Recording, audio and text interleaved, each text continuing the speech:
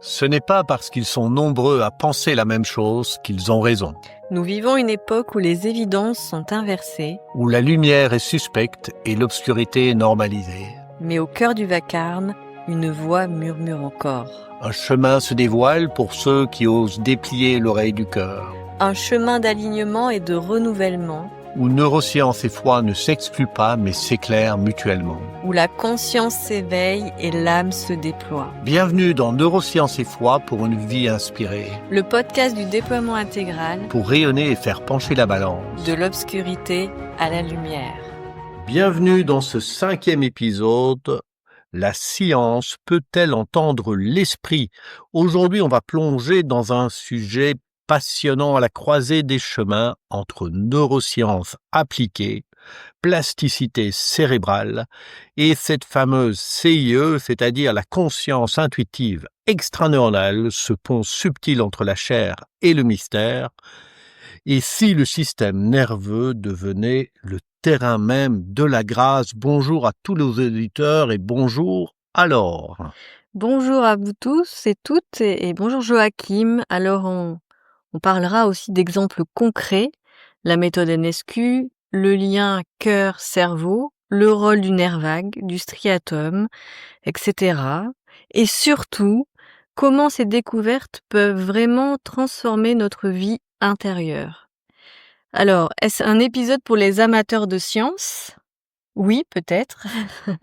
Mais surtout, pour celles et ceux qui sentent que la science pourrait devenir une alliée de l'esprit et non son opposé. D'ailleurs, concernant ce pont entre science et spiritualité, j'ai eu et j'ai toujours un coup de cœur de lecture qui est La biologie des croyances de Bruce Lipton. Peut-être que certaines personnes l'ont déjà lu. Si c'est pas le cas, je le recommande. D'ailleurs, tu me l'avais recommandé à l'époque. Tout à fait. Et c'est vrai que c'est un livre qui m'a profondément marqué. Bruce Lipton est docteur en biologie cellulaire et ses travaux en épigénétique ouvrent des portes vertigineuses sur le pouvoir de la conscience. Exact. Donc un scientifique qui œuvre pour cet esprit, cette conscience. Et d'ailleurs, toi, Joachim, tu es aussi un scientifique de formation. Alors, qu'est-ce qui t'a amené sur ton chemin à commencer à faire justement ce pont dont on parle, ces parallèles-là? Moi, en fait, c'est peut-être parce que comme je suis un très rationnel à la base, avec un esprit plutôt forgé pour les mathématiques et la physique, voilà, etc. Il a peut-être fallu que je vive un réveil qui a été une sortie du corps Oui. à 18 ans. Et cette sortie du corps m'a fait chavirer complètement du fait que j'étais conscient hors de mon corps. Oui, pour bien comprendre en fait ce qui se passe, tu as 17-18 ans, c'est ça? J'ai 18 18 ans, ans. ouais, j'ai fait un accident de Voilà. ski où je chute, je fais une chute vertigineuse, donc à fond de balle, je descends, je suis aux Arcs, on fait une course avec un pote et je descends à fond de balle et à un moment donné, pour éviter une skieuse, évidemment, je passe sur le côté de la piste. J'ai un ski qui passe dans la neige qui est non damée, donc le ski gauche. Le droit continue sur la neige bien damée, donc grand écart en fente avant. Chute sur le menton avec tout le corps qui passe au-delà, donc c'est vraiment le coup du lapin. Et puis après, je suis démantibulé quasiment, ça c'est une chute qui va faire une centaine de mètres. C'est très impressionnant. Pourquoi je dis ça? Parce qu'en fait, je la vois déjà d'en haut, en fait. Et après, je suis au-dessus de mon corps, je vois ce corps, je suis conscient, j'entends les gens qui viennent à côté de moi, en fait, qui est ce corps. Et je comprends que je ne suis plus dans le corps, mais je suis aussi vivant que maintenant, tu vois? Donc du coup, j'ai un appel intérieur à ne pas vouloir m'en aller et je reviens directement dans le corps et là, je ressens de la douleur. Donc évidemment, je passe par une expérience très forte où je ne m'étais jamais même posé la question de l'esprit, en fait. Mmh. Voilà, évidemment, jamais, jamais une seule fois même. Tu vois, voilà, c'est ça, en fait. Oui, toi, c'est vraiment cet accident donc de ton corps qui t'amène, voilà, à commencer finalement une recherche de compréhension, Une quête spirituelle, ouais. voilà, une quête spirituelle. Et pour revenir à toujours à ton parcours, hein, entre science et cette évolution, c'est que là tu es en études de sport, de Ah oui, kiné? alors je termine, je suis en France, on appelle ça, c'est le bac, sport, sport sciences quoi. Mmh. Parce que j'avais besoin à la fois de beaucoup d'activités physiques. Moi, j'étais vraiment très sportif et j'adore ça, c'est vraiment une partie d'équilibre et en même temps, des sciences, plus de sciences, hein, voilà. Et du coup, je vais, aller aux études de kinésithérapie, qui sont des études, très rationnelles, hein, puisque ça fait partie, à la base, ça fait partie de la même faculté que la fac de médecine, quoi, hein, Mmh. c'est des études très rationnelles et après elles sont en hautes écoles aussi, mais qui sont des études, très, biomécaniques, le système nerveux, le système musculaire, c'est du rationnel, à l'état pur, qui me plaît beaucoup, hein. Moi, c'est vraiment, je peux expliquer les choses par ce phénomène-là. Je cherche toujours d'abord les expliquer rationnellement Mmh. plutôt que spirituellement, en tout cas. Et à un moment donné, tu vas découvrir et plonger dans une approche alors complémentaire, même si Mmh. certains peuvent avoir tendance à chercher à les Ouais, opposer. qui est l'ostéopathie. Ouais. Alors ça, c'est un phénomène, si tu veux, je suis toujours et ça n assoiffé en fait de compréhension de plus en plus profonde. Moi, Mmh. j'aime vraiment, j'ai un esprit, de zèbre, hein, donc hypersensible et avec une pensée en arborescence, donc qui adore, disséquer, rentrer de plus en plus profondément dans les choses et en même temps de ressentir. Donc ça mêle en une fois le ressenti, l'intuition, mais aussi la compréhension analytique et quand je suis en études de kiné, je me rends compte très vite que ce que l'on me raconte et le paradigme sur lequel on est basé, qui est de faire du mouvement pour rééduquer, ça fonctionne, voilà, dans les cas de récupération, de traumatisme après des chirurgies, des trucs comme ça. Mais par contre, pour expliquer une douleur d'épaule, un mal de dos, ou d'autres choses, et cetera, c'est vraiment incomplet. C'est vraiment incomplet et du coup, la vie va m'amener à rencontrer un ostéopathe qui lui travaille déjà, il découvre la somato-émotionnelle et là, je vais très vite, complètement, même pas très vite, dès la première séance, adhérer à cette vision parce elle me paraît avoir énormément de sens et donc je vais plonger dans la somato-émotionnelle, me former à l'ostéopathie, directement après la kiné parce que en fait, on remarque qu'il y a des liens biomécaniques effectivement, mais il y a des liens avec les émotions qui influent le corps Mmh. et ça va être en plus, si tu veux, mon dada qui va également m'amener à comprendre que derrière les émotions, il y a les schémas de pensée, comment je me vois, comment je perçois l'autre, et cetera. Et donc on va arriver à toute la construction des avatars qui mènera finalement à la création de la NSQ. Ouais. Et on aime bien aussi se rappeler, parce qu'on l'a observé que dans ces approches comme l'ostéopathie, le Mmh. père de l'ostéopathie, C'est Andrew Taylor Still, c'est un pasteur, ouais. ouais, c'est un homme de foi et on a fait aussi le parallèle, par exemple, avec les constellations systémiques, hein, Ouais, Bert Hellinger, thérapeute, psychothérapeute, mais aussi homme de foi, puis pasteur puisque aussi, ouais. prêtre, Prêtre, d'accord. à l'origine. Donc c'est vrai qu'on observe que ces hommes ont on pense, hein, probablement fait évidemment ces ponts, entre Mmh. ces différentes approches Et après ça a été oublié. et c'est souvent oublié effectivement. Alors Mmh. soit pour permettre, comment dire? À les rendre plus accessibles, Mais c'est-à-dire que c'est les validations scientifiques. C'est ouais, un peu c'est le ça. problème du complexe, scientifique, et de la validation par les facultés de médecine ou et cetera. En fait, on a besoin d'être accepté. Donc ce qui provient de découvertes empiriques ou plus intuitives, Mmh. même si ça fonctionne, on est obligé de le remettre dans un cadre scientifique. C'est pas une mauvaise chose, mais en même temps, si on perd l'essence, de ce qui a amené ces découvertes-là, donc qui est aussi la foi et des intuitions qui sont plus profondes, Mmh. eh bien, il y a quelque chose qui se perd en chemin et on le voit, il y a toute une ostéopathie qui, aujourd'hui, est typiquement biomécanique et cetera et qui a perdu, en fait, finalement, quelque chose de beaucoup plus subtil qu'on peut retrouver de manière scientifique, notamment avec la conscience intuitive extraneuronale. Oui, tout à fait. Peut-être d'ailleurs ce serait intéressant d'en dire quelques mots de cette, Conscience conscience intuitive extraneuronale. Eh bien, donc pour, le pont entre la chair et l'esprit, c'est à ce niveau-là que je le vois, donc je m'adresse vraiment aux personnes qui sont à la fois scientifiques et aux personnes qui sont dans la foi. C'est d'ailleurs, aussi Bruce Lipton, qui nous met sur la piste et puis il va avoir aussi Jean-Jacques Charbonnier qui est, anesthésiste et qui parle de conscience analytique cérébrale et de conscience intuitive extraneuronale, avec les expériences d'EMI, donc de mort imminente. Pour bien expliquer les choses, comment est-ce qu'on peut expliquer qu'un esprit fonctionne sans le corps ou avec un électroencéphalogramme plat?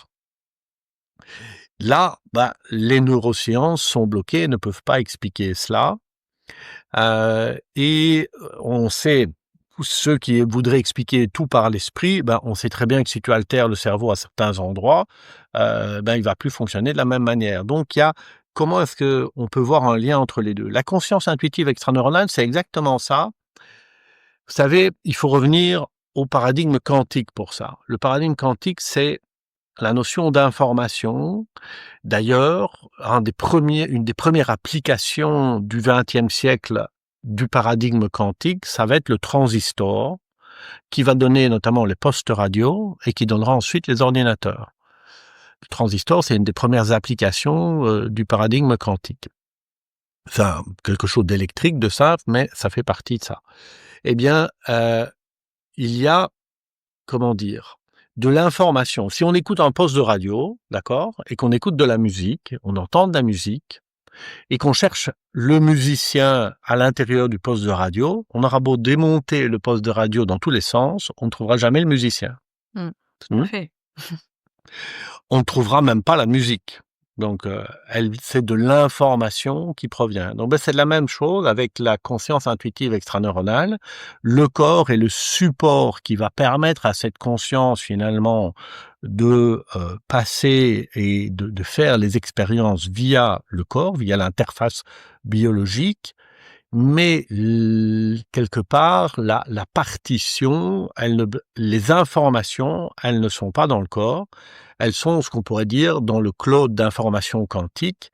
Et là, Bruce Lipton nous donne une piste où il vient avec l'idée donc que les membranes cellulaires qui ont des récepteurs qui nous permettent de nous distinguer par rapport aux autres et par rapport à l'environnement, donc c'est-à-dire de signer notre singularité, eh bien vont capter en fait comme une URL dans le cloud capte telles informations, vont capter, télécharger finalement le programme de Laure ou de Joachim ou de Christelle ou de Laurence ou de David, etc., de telle et telle personne, donc de vous qui nous écoutez. Et ça, c'est assez intéressant parce que on retrouve donc cette notion qu'on a une conscience analytique cérébrale qui est due au cerveau, c'est celle qu'on étudie avec les neurosciences et qu'on peut voir plus ou moins apparaître, même s'il y a beaucoup de fausses visions par rapport aux neurosciences, hein, donc je vais pas en rentrer dans tous les détails là, mais on est quand même, je veux dire, on étudie ça, ce sont des zones de probabilité. Donc on voit des zones dans le cerveau qui s'activent Et c'est pas l'intensité des ondes qu'on voit, ce sont les ondes de probabilité. Beaucoup, quand ils regardent par exemple les imageries avec les différentes couleurs, pensent que c'est l'intensité des ondes qui s'activent, mais en fait, ce sont la probabilité que la zone s'active. Donc, encore une fois, quand on revient dans la probabilité, on est quand même plus dans une conscience quantique pour moi. Et ça n'explique pas tout, ça explique des phénomènes qui sont en rapport avec l'interface biologique. La conscience intuitive extraneuronale, elle est dans le tout, elle est non localisée, on ne peut pas la localiser. Mais par contre, lorsqu'on sort du corps, tous ceux qui font des EMI ou des sorties hors du corps peuvent dire qu'ils sont conscients. Et donc, on peut l'attester. Et on est quand même des millions à l'attester. Depuis longtemps, les langues se sont déliées, les gens en parlent. Et donc, on a ici un pont entre la chair et l'esprit. Et quelque part, c'est peut-être qu'il faut se dire que c'est parce que nos connaissances scientifiques sont encore trop pauvres actuellement que pour pouvoir le mesurer. Mais ce serait quand même bête de le rejeter. D'ailleurs, pour bien enfoncer le clou, toi, tu as une deuxième expérience dans ta vie. Ouais. C'est, on va dire, un peu plus de 20 ans plus tard, hein, c'est ça? 25 ans plus tard, 25 ans plus tard, ouais. Où là, À 42 ans, ouais. ça va encore plus loin. Si tu veux en dire quelques mots, là, simplement pour comprendre pourquoi tu vas continuer finalement suite à ça à Dans approfondir cette voie-là. encore, hein.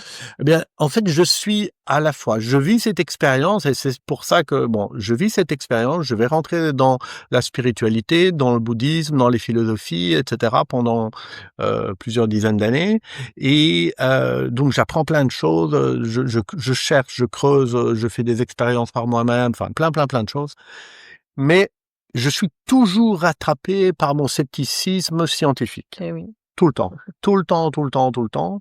C'est-à-dire que malgré l'expérience que j'ai vécue, etc., au fond de moi-même, je n'arrive pas à croire complètement à l'esprit. Je le dis et je peux le dire aujourd'hui, je n'arrivais pas à croire complètement à l'esprit. Je me dis, j'ai dû être biaisé quelque part, quoi, voilà. Et à 42 ans, suite à un burn-out, je vais avoir des idées très noires et je vais faire une tentative de suicide qui va fonctionner. Donc, mais tout à fait en mode automatique. Et là, ça aura des implications, mais je vais finalement être ramené. Donc, je vais passer de l'autre côté pendant un certain temps, 5 minutes, et puis je vais revenir. Et quand je suis de l'autre côté, le temps déjà n'est plus le même. Je suis bien dans un autre monde, et on pourra en parler, qui, dans ce cas-là, n'est pas un monde enchanteur du tout, qui était carrément l'enfer. Mais dans ce monde-là, je suis à nouveau conscient, j'entends, je vois, j'existe en fait. Et pourtant, je suis esprit. Et là, ça va être super marquant. Et ça va me mettre une baffe magistrale, évidemment, qui va... et j'ai cette chance de revenir, donc d'être là. Donc, il y a sûrement une raison, Dieu merci, c'est clair. Et donc, quelque part, je ne peux plus nier que la conscience, elle est à la fois le fruit d'interactions corporelles avec cette interface biologique, on ne peut pas le nier, mais bien plus que cela, autre chose. Là, mon esprit scientifique ne va plus que doit admettre que il y a une limite à laquelle je ne peux pas répondre. Il y a quelque chose qui te dépasse. Ah oui, Et d'ailleurs, je vois deux branches quand même dans le côté scientifique, hein. Il y a la science quelque part qui se met au service pour comprendre et finalement encore mieux accompagner l'être humain dans sa vie. Et puis un esprit scientifique qui lui va être plus un esprit d'aller prouver que tout ça c'est finalement comment dire de l'illusion ou C'est voilà, ça. c'est un peu deux branches, hein, finalement, deux courants. C'est deux branches qu'aujourd'hui, avec neurosciences et foi, on cherche à réconcilier parce que je pense qu'elles ont beaucoup à s'apprendre l'une et l'autre, hein. Il y a d'une part la foi que l'on va découvrir et la rencontre avec le Christ, mais vraiment qui va être sidérante, qui va être fascinante, qui va être un retournement et finalement une transformation de vie qui est assez radicale. Et qui est vraiment fabuleuse, et dans lequel finalement, on est touché par la grâce et la grâce, elle s'effectue d'abord au niveau de l'esprit. Et puis ensuite, elle va descendre dans ce qu'on appelle l'âme, la pensée, les émotions et le corps. Ensuite le corps. Et donc, ça c'est extraordinaire. Mais si on n'a pas des outils pour pouvoir, en fait, quelque part renouveler les émotions, reprogrammer le mental, etc., de telle manière à pouvoir accueillir finalement ce cadeau, cette offrande de la grâce, La bénédiction. les bénédictions, eh bien, on va être en conflit entre ce que nos sens, ce qu'on appelle être un être charnel, on va être en conflit avec ce que l'on observe par nos sens et ce que l'on ressent par l'esprit. Et ça, c'est quand même dommage parce qu'on crée une scission, une dualité.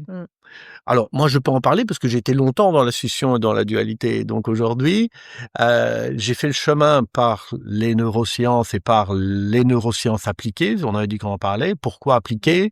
Ben, appliquer, ça veut dire que on prend des découvertes en neurosciences et puis on va essayer avec ces découvertes de mettre au point des process, c'est-à-dire des méthodes, des protocoles de transformation, par exemple, de son émotion, de transformation du stress post-traumatique, de transformation de la vision que j'ai sur mon histoire, etc., pour sortir en fait de tous les problèmes, d'où la NSQ. Donc ça, c'est vraiment des neurosciences appliquées.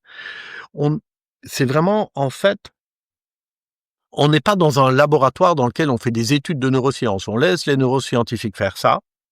Ils le font très bien, ils sont armés par rapport à ça. Ce sont des gens qui ont en plus les moyens, etc. Et on prend ces études-là, on les décortique et après on voit ce qu'on peut en faire dans la matière pour aider l'être humain à sortir de ces schémas répétitifs, toxiques, addictifs, etc. et reprogrammer son esprit, ses émotions. Oui, et finalement, les études de départ dans ta carrière et notamment tout ce que tu vas apprendre avec la physiologie du corps, enfin tout la biomécanique, etc., vont être très utiles et sont très utiles pour réconcilier justement le corps, l'âme et l'esprit. Enfin, le corps et l'âme à l'esprit. Et notamment cette notion de système nerveux.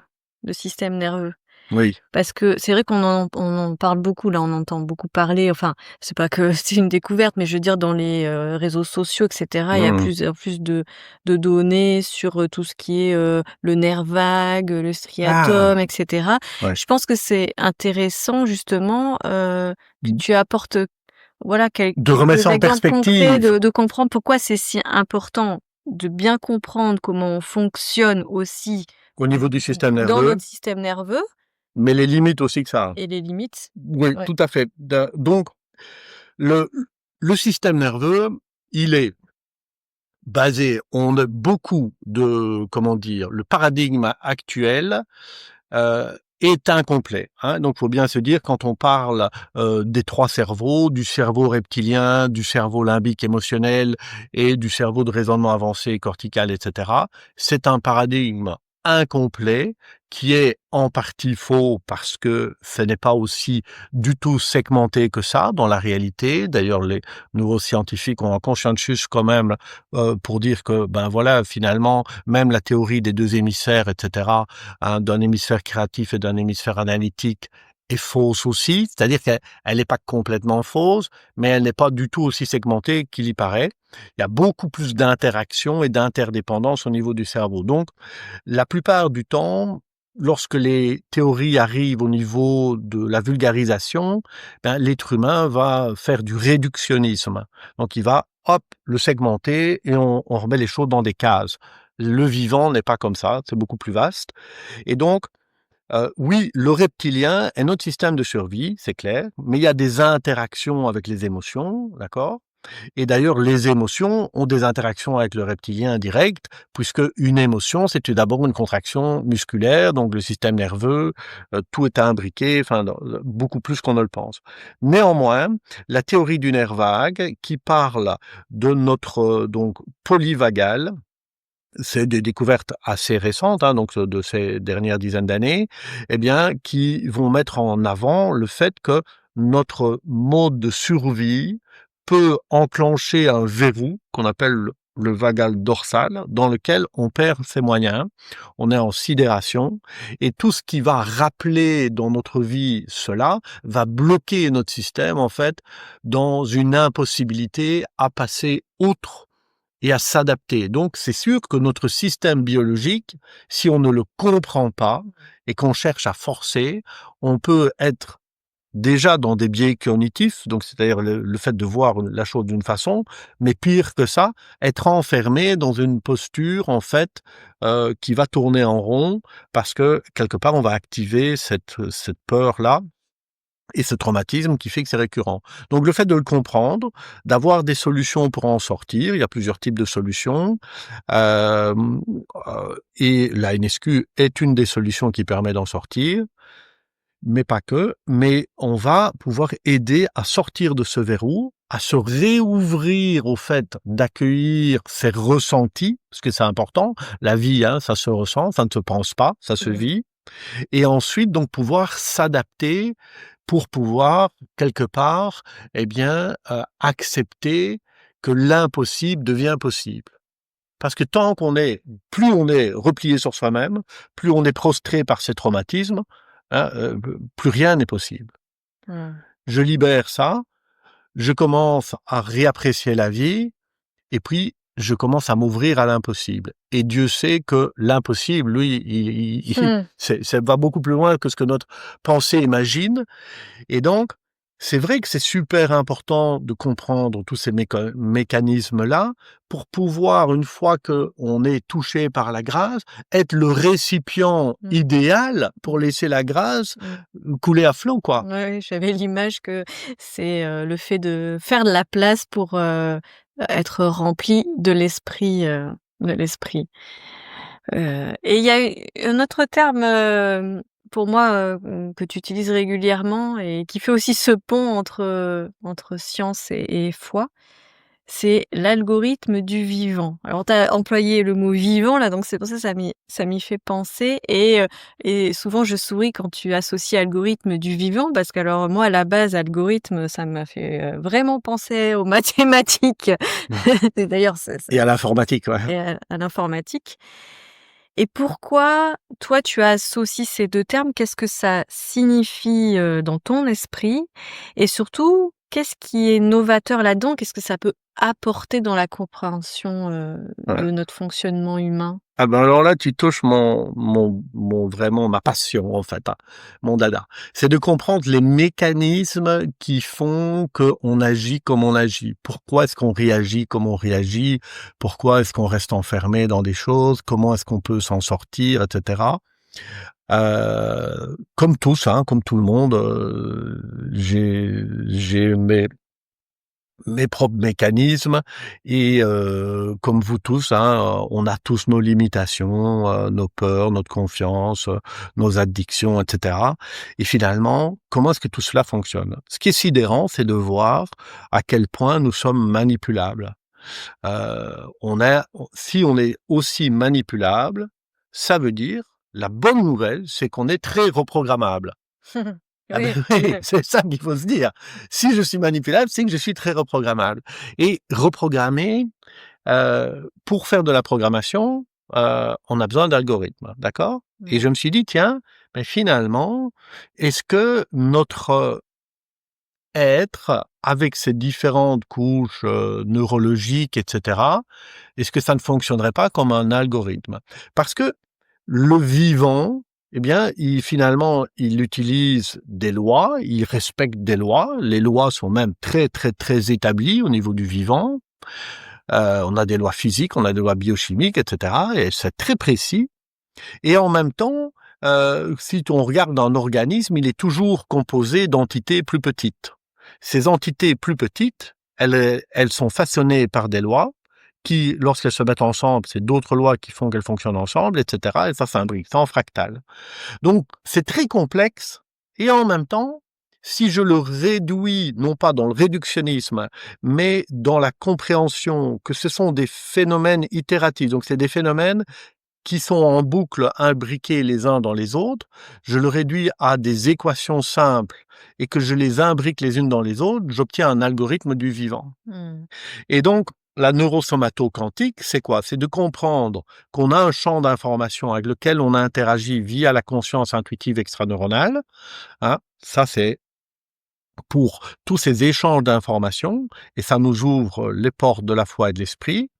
Qu'on a cette conscience analytique cérébrale qui fonctionne selon les lois que l'on découvre en neurosciences et les lois de la biologie, que nos émotions aussi fonctionnent en fonction de ce qui est stocké dans la mémoire, de ce qui me rappelle ceci, cela, des traumatismes, etc. Et que mon corps va lui participer à ça avec les contractions musculaires, avec le polyvagal, etc. Et si je comprends ça sur toutes ces couches-là avec l'interdépendance, ça pourrait être très complexe. Sauf que, après des années, en cherchant et en cherchant, j'ai réussi à trouver, à mettre au point un algorithme qui me permet de prendre un problème. La personne, elle a un problème, elle a quelque chose qui bloque en elle, qui est son problème, elle n'arrive pas à en sortir. Eh bien, on va prendre ce problème, on va quelque part l'entraîner par un jeu de d'interactions avec elle, qui vont être des interactions à la fois verbales et des interactions non verbales, dans le mouvement, dans l'espace, avec des mots, avec des ressentis, etc. On va l'emmener, si tu veux, dans un algorithme qui va faire que on va découdre tout ce qui l'enfermait pour rendre une nouvelle disponibilité, la remettre en mouvement et lui permettre en fait de sortir de ces mécanismes pour se reprogrammer et donc s'ouvrir euh, de nouveau de manière plus vaste à la vie. Voilà ce qui est pour moi l'algorithme du vivant. Ouais, ouais.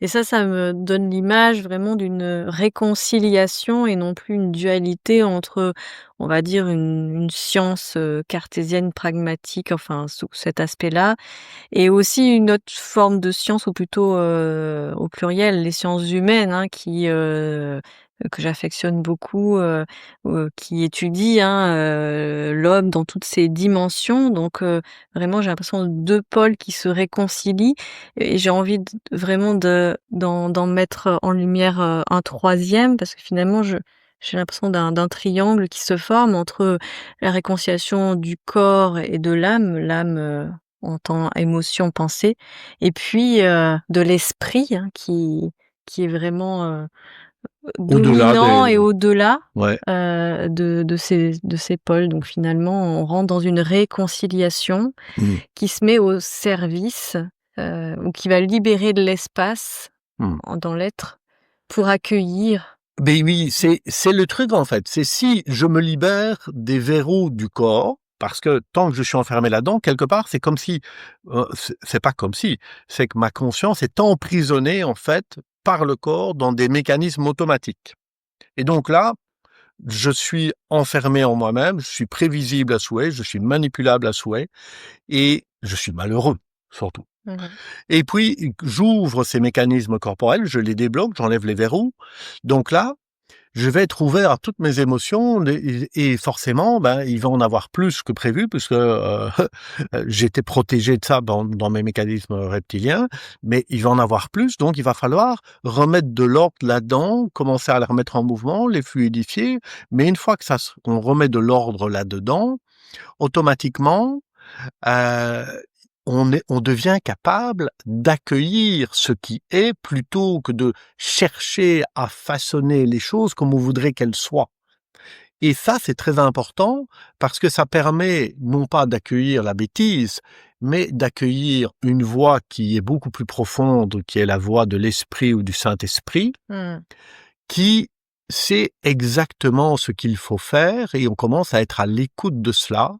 On observe ces synchronicités, on observe ces messages-là qui nous amènent sur un chemin de foi et de confiance dans lequel on peut entendre, on déplie ce que j'appelle déplier l'oreille du cœur. Et à ce moment-là, eh bien oui, on peut marcher dans un chemin de grâce Mmh. parce que on n'a plus autant peur que ce qu'on avait avant et on a lâché prise. On n'a plus aussi autant d'exigences personnelles. Parce que c'est ça le problème, tant que j'ai des exigences personnelles, c'est que je réagis par rapport à des frustrations. Mmh. Mais mes frustrations, elles viennent d'où? Elles viennent de trucs que j'ai pas résolus auparavant, tu vois? Mmh mh. Mmh, tout à fait, hein. Or, Mmh. si Dieu nous offre tout et la création quand on Quand on quand on la regarde, l'observe, elle est rien que magnifique, ouais. hein. Heu, eh bien, ce serait quand même dommage de louper le festin qui est devant nous, quoi. Ouais, tout à fait. Bah, merci Joachim pour, tous ces éclairages. On arrive à la fin de notre épisode. On espère, vous avoir, apporté, peut-être des prises de conscience, des questions, ou en tout cas, n'hésitez pas à nous les partager. Mmh. N'hésitez pas à commenter. Un dernier mot? Eh bien, oui, soyez bénis, remettez les choses en question, sortez des sentiers battus, essayez de nouvelles voies parce que, la vie et Dieu, c'est la création et donc si on est des co-créateurs, eh bien, on est plus proche en tout cas de notre essence. Voilà, merci. Merci, à très bientôt.